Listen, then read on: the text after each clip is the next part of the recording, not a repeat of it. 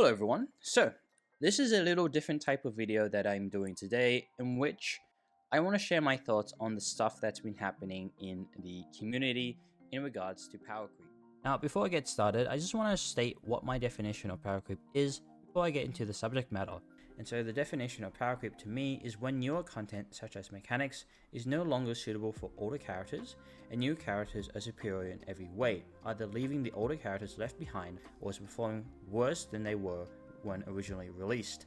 Now that we got that out of the way, let's get on to the video. So on the 10th of January, a content creator, MrPokke's, who I think is a great content creator, tweeted, HSR has a power creep problem only if you allow it to happen, either by greed or stupidity. Now, to an extent, I do agree with this sentiment because I do think for players who mindlessly pull, whether it's to collect every character or they pull only characters that they like, but have no synergy with their existing characters, then I do think for those players who get into endgame mode and then complain about how they can't beat endgame mode because of either A, they're using the wrong team comps, or B, they don't properly build their characters, then I do think the blame is on them. Like, if you expect to play by your own rules in a turn-based game that is all about team building, then it's your own fault. But aside from that, here's the issue with MrPokke's tweet, and it's a concern which, from what I've seen so far, he doesn't really acknowledge or refuses to acknowledge, and that's the fact that he uses the word only in his tweet.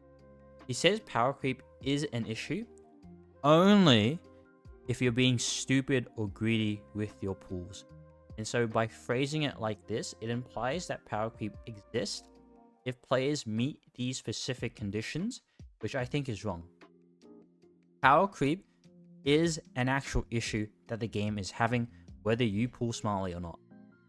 And so the use of the word only restricts that criteria, and if MrPokke had phrased his tweet a bit differently, like HSR has a power creep issue if you pull stupidly or by being greedy, then of course it's like, yeah, no shit, Sherlock, because there is truth to that statement. So the problem with HSR is that it doesn't respect your time, because the rate of meta is changing rapidly, and the rate of 5 stars is happening too fast. And so I don't think you can really blame a player for wanting to continue investing in a DPS who was meta at the time in hopes they will get better. Of course, it's a gacha game, newer DPS is always better, but the fact that the player invested so much time and wasted so much of their wishes in order to future-proof their characters to only be benched, power crept a few patches later, makes it so that the player sees their investment as a waste of time. And so when it comes to these games, you're mostly doing resource management, and you can only do so much, especially if you're a free-to-play or light spender.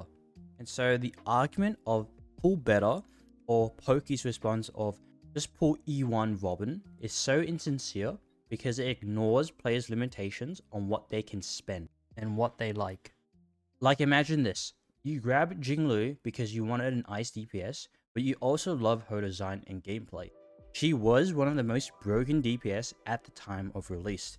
Then Akron comes out and she changes the meta. Now, Jinglu was not bad at the time, and when properly built, it was still clearing content. But if you were to tell me that the DPS now just straight up ignores enemy weaknesses, or just implants weaknesses to the enemies, it basically makes the older DPS useless.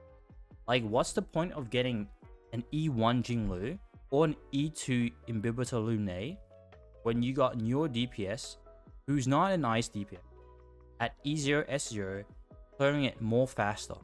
Every new DPS comes a different set of teams, and this can put a strain on the amount of wishes you have if you're investing into your existing DPS team. And by the game design, it pressures players to pull if they don't have that archetype, which can cause players to feel like rather than enjoying the team you already have, you're constantly building new ones in order to keep up, which can cause players to feel burnt out. Now, my background in gacha game is from Genshin Impact, and in Genshin Impact, the way I plan out my roster of DPS by elements, because they should perform better when the enemy is weak element. You absolutely cannot have this mindset coming into HSR. Like, imagine Nouvelette, who is still broken to this day, and he just ignores water-resistant enemies and performs better than what a Pyro DPS would do. Like, what? And this is an area that I think Genshin does better, and it's that older DPS can still perform well today, and you don't have to worry about your favorite DPS being power creeped in like 6 months. But don't get me wrong, Genshin and Honkai Star Rail are two different games.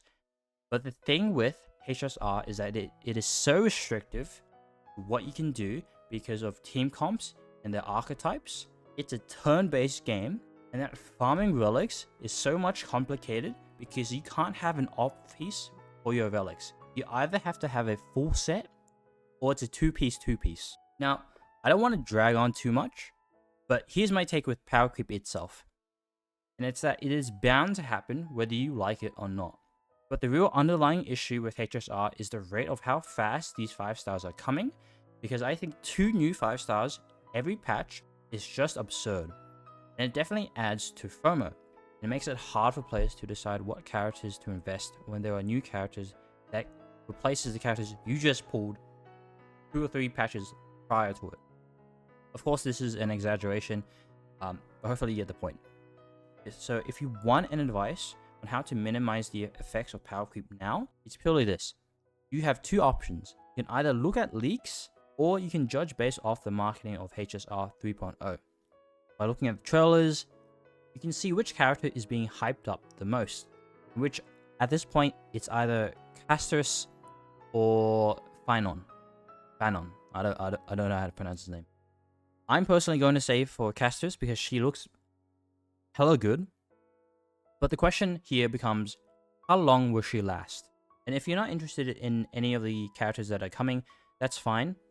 You can either wait and save, or you can vertical invest and hope that the older DPS get supports to put them back into the meta. You can even horizontal invest, which I don't think is worth it most of the time, unless you want to get supports.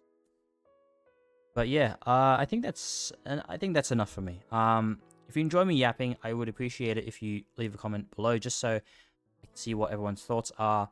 And even if you disagree or just want to add something, that's fine as well. Just try to keep it civil. But yeah, thank you so much for watching, and have a good one.